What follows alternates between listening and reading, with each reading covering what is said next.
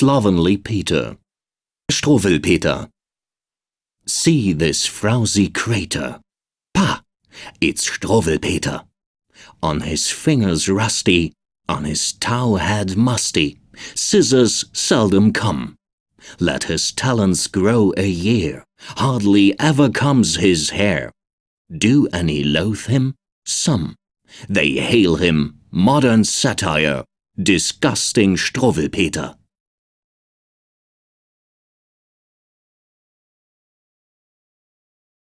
The Story of Ugly Frederick. Oh, Wally me, oh, Wally me, just such a boy I never did see. He caught the flies, poor helpless things, made hoppers of them minus wings. He killed the birds wherever he could, and catless made the neighborhood. And worst of all that he did do, he banged the housemaid black and blue. A dog stood drinking at a pump. The way he made that doglet jump! He sneaked upon him unaware. He whacked him here, he whacked him there. He whacked with all his might and main. He made him howl and dance with pain. Until overcome by woe and grief, the dog, desiring some relief, did bite that brutal boy full sore, which made the latter prance and roar. And then the dog did grab the whip, and with it homeward he did skip. To bed the boy had to go, and nurse his bite and wail his woe, the while the doctor healing brings, and loads him up with drugs and things. And all this time the dog below sings praises soft and sweet and low over Frederick's dinner waiting there, for Frederick or for Frederick's hair. The dog's his hair, and this estate that dog inherits and will aid. He hangs the whip upon the chair and mounts aloft and seats him there. He sips the wine, so rich and red, and feels it swimming in his head.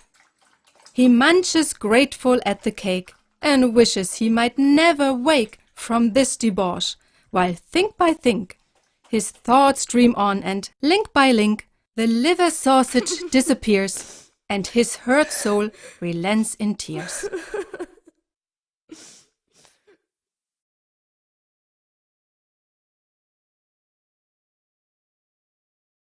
The Sad Tale of the Matchbox.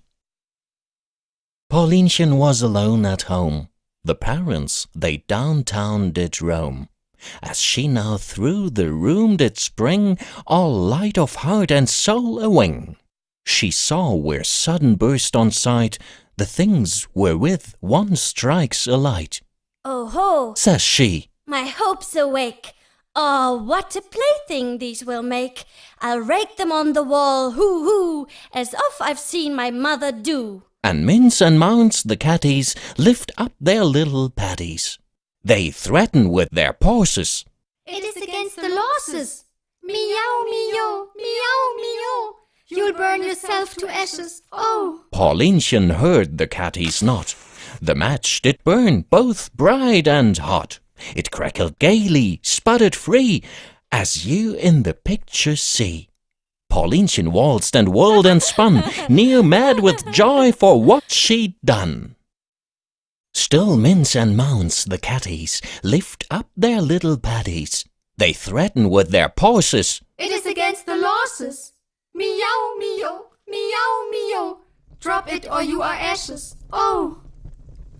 But the flame it caught her close, her apron too and higher rose. Her hand is burned, her hair's afire, consumed is that child entire. And Mince and Mounce wild crying, the while the child was frying, they said, "Come quick, oh sire, your darling child's afire. Meow, meow, meow, meow. She's cinders, soot and ashes, oh." Consumed is all, so sweet and fair, the total child, both flesh and hair. A pile of ashes, 2 small shoes, is all that's left, and they're no use. And Mince and Mounce sit sighing, with breaking hearts and crying, "Meow, meow, meow, meow. How could we let the parents know?" while round that ash pile glowing, in brooks their tears keep flowing.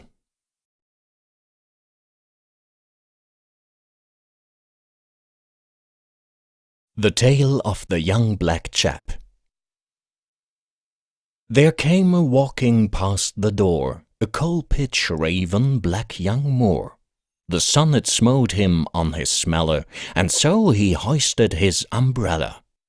Now came young Ludwig running by, a-waving he his flag on high, and Caspar flew to join the band, his toothsome pretzel in his hand, while in his wake skips William Free, with hair neat combed and hoop, you see. The three they laugh and scoff and wink, and mock at that poor missing link, because his skin is black as ink.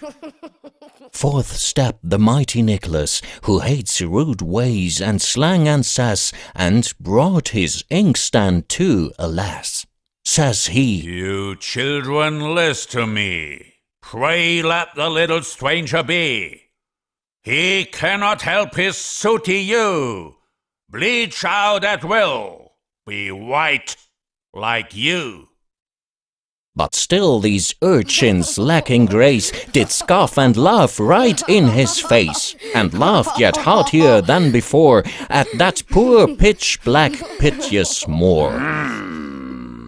Then Nicholas he did rave and rage, as per the picture on that page, and grabbed those urchins trembling there by arm and crop and coat and hair, grabbed William first and Ludwig next and Caspar third, as per the text, and quicker than the three could wink, he soused them in the turbid ink, soused them down with holy spite, soused them down with grim delight, soused them down clean out of sight. You see them here, all black as sin, much blacker than that nigger kin, the Moor marching in the light, the ink blots following dark as night. Now if they had but hid their glee, they'd still be white and fair to see. The Tale of the Terrible Hunter. Behold the dreadful hunter-man in all his fateful glory stand. He took his game bag, powder, gun, and fiercely to the fields he spun. Brer Rabbit spied him, smack and trim, and made the grossest fun of him. Full soon the sweat began to run, and mortal heavy grew his gun. He sought the sot, that green old boy, which filled the spy with evil joy. And as he dreamed and snored and slept, the furry rascal to him crept, and stole his gun, and smooched his specs, and hied him hence with these effects. The specs he set across his nose, and as his joke upon him grows, he thinks it would be darling fun to see that hunter skip and run in front of his own stolen gun. He drew a bat, the hunter fled, and fled, and fled, and fled, and fled, and howled for help as on he sped, howled as if to raise a dead. O'er marsh and moor, through glad and dell, the awful clamour rose and fell, and in its course, where past this flight, all life lay smitten dead with fright. At last the hunter struck a well, and in he plumped with final yell, the very moment that there rang o'er all the place the loud shebang. The hunter's wife, with window up, sat sipping coffee from her cup. The bullet split the saucer clean, and scared her to a pallid green. Now by the well in hiding lay the rabbit's child, and saw the fray, and glanced aloft with aspect gay, and watchful of the coffee spray, and would had laughed, but changed his mind when that hot coffee struck him blind. He snatched the spoon and capered out with many a baleful, murderous shout to clap to death the clumsy lout who'd brought his accident about. But when he saw it was his pa, he changed his mind again. Aha!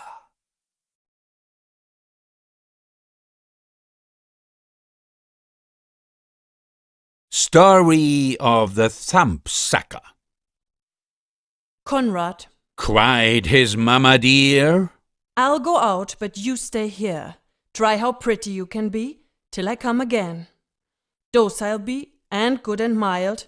Pray, don't suck your thumb, my child, for if you do, the tailor'll come, and bring his shears and snip your thumb from off your hand as clear as clean, as if of paper it had been. before she'd turned the corner south, he'd got his thumbkin in his mouth. Bang! Here goes the door kerslam.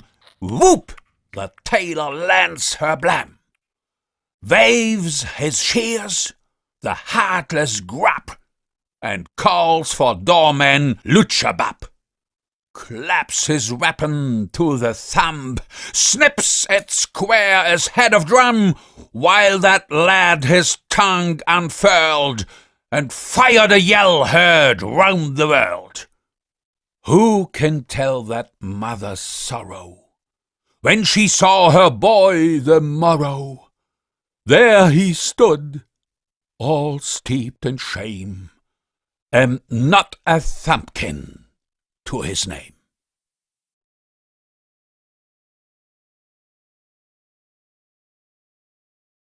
The Tale of Soupy Casper. Young Casper, he was kernel sound, a fleshy cup and barreled round. Had cheeks all rosy, red and fresh, was fond of soup, it added flesh. But finally with scowling brow, he said he'd strike and make a row. No swill for me, I'm not a cow. I will not eat it, loathe it now. I can't, I won't, I shan't, I vow.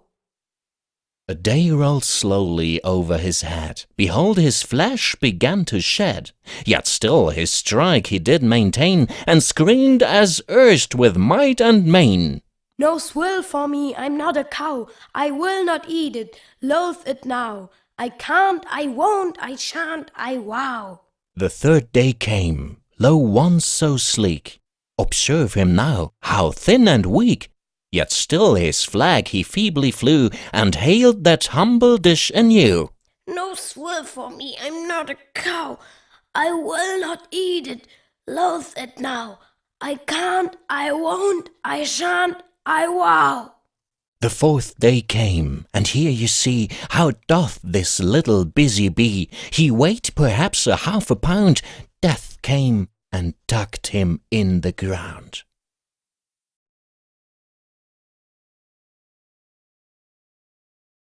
The Tale of Fussy Philip. Philip, if it won't make you ill, try to sit a minute still. So in earnest tone and rough spake the father to his tough, while the mother's troubled glance prophesied a present dance when these two should get a start.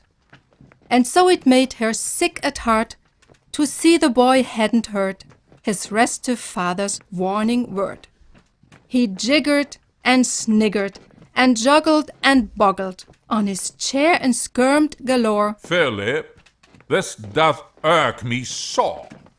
See ye, darling little chaps, number 2 of Phil's mishaps. Observe the picture shows the fact. See, he tilts his chair aback. See, he's gone. Grabs the cloth, and what's thereon? Sprawls heels upward on the floor. Dishes follow, crash and roar. Down they clash and plash and slash.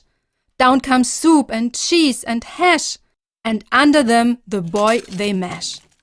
Father stares in consternation, can't size up the situation, while the mother's troubled glance notes fulfilled the promised dance. Philip's buried hide and hair, naked stands the table there. All the family had for dinner decks the grave of that young sinner. Soup and sausage, wholesome bread, gone to hide that foolish head. Soup tureen is split in two. What shall they do? What shall they do? Frantic view, they this defeat. They've not a single bite to eat.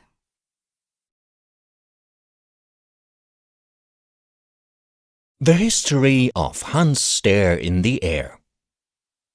Now when this lad to school did go, he never saw what's here below. His eyes were always in the sky. 'Mong roofs and clouds and things that fly, he never saw along the street the common things about his feet. So people used to cry, Oh, there, that is Hans Stare in the air. There came a dog a-tearing by. Hans was gawking at the sky, just as calm as a ham. No one warned him with a yell. What befell? Whack, kerblim, and down they go, boy and doglet in a row.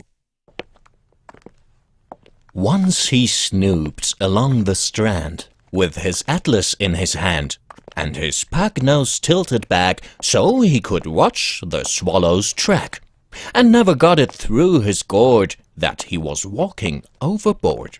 Although the fishes frightened shout, We three are orphans, please look out. Another step, another yet, and finds himself amazing wet. The fishy orphans, scared full sore, turn tail and travel for the shore. Now by luck 2 men arrive, and with their hooks and sticks contrive the struggling dunderhead to hive, and soon they fish him out alive. Stands he now, the dripping bloke, and sees no humour in the joke. Water streams from hair and clothes, and flows in rivers down his nose. He's water-soaked from head to heels, but can't express half what he feels. Those little fish go swimming by, and up at him they cock their eye, and stick their heads out full a span, and laugh as only fishes can. Laugh and giggle, jeer and snort. How strange to see them thus cavort. Meantime the Atlas, gone astray, has drifted many yards away.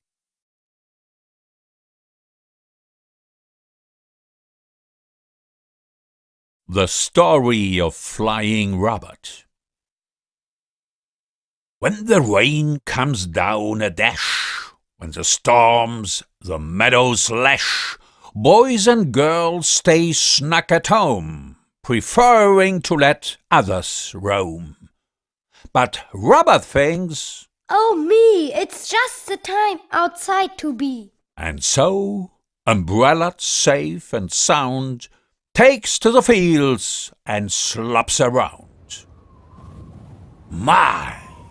How shrieks the windy storm, and how the big tree bows its form. Ho-ho! The umbrellas carve the breeze, and Robert sails above the trees, above the houses, church and steeple, and out of sight of all the people. Above the clouds he spins at last. His hat is gone, and he's aghast. And so he sails and sails and sails through banks of murky clouds and wails, and weeps and moans, poor draggled rat, because he can't o'ertake his hat. Oh, where on high can that hat be? When you find out, pray, come tell me.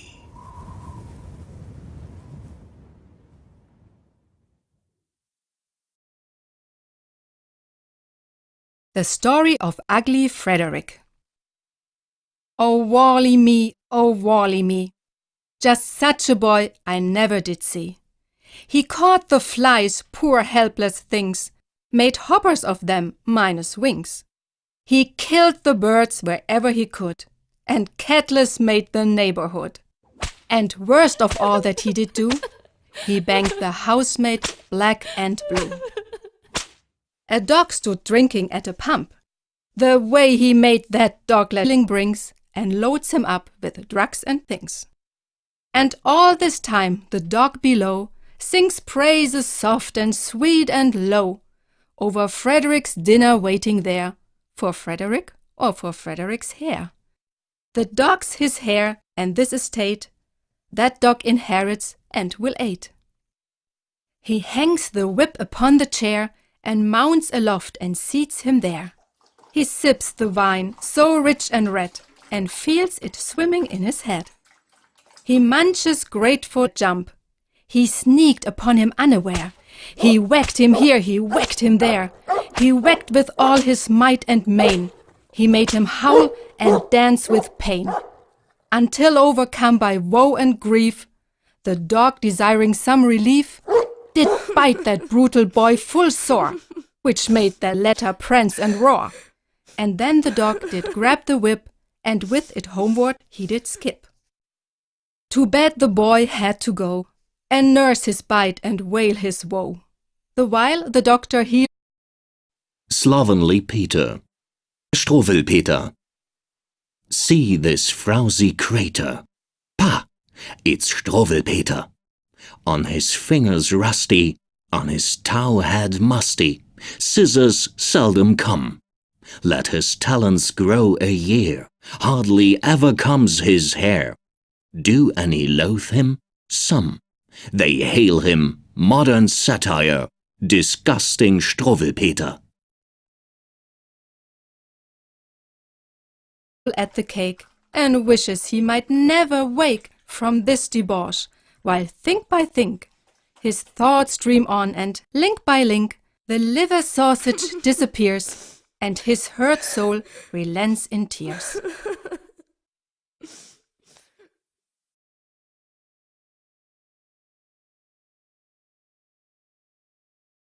The Sad Tale of the Matchbox. Paulinchen was alone at home. The parents, they downtown did roam. As she now